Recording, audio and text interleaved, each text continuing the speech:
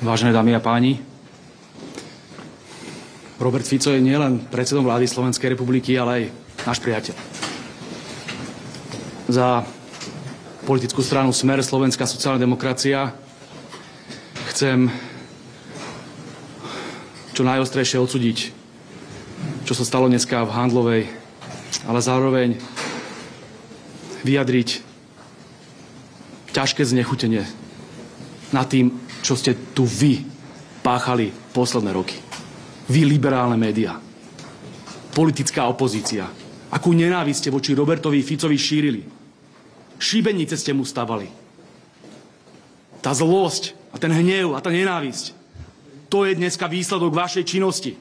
Progresívcov, celej opozície, liberálnych médií. Máme v tom veľa emócií.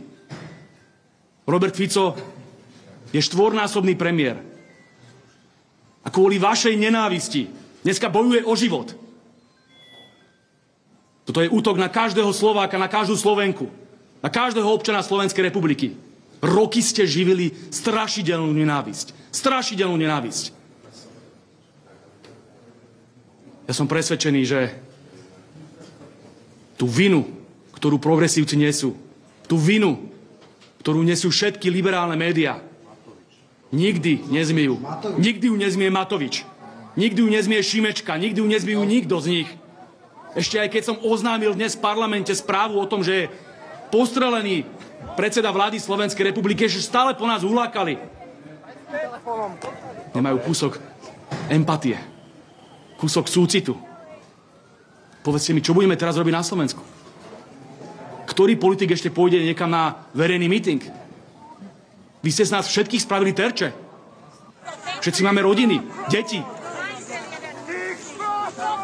Všetci sa musíme teraz bať o vlastný život.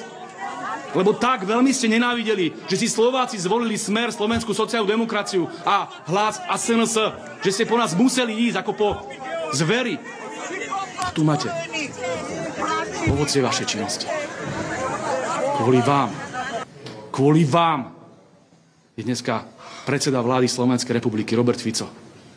Najvýznamnejší štátnik v novodobej histórii Slovenskej republiky v nemocnici a bojuje o svoj život.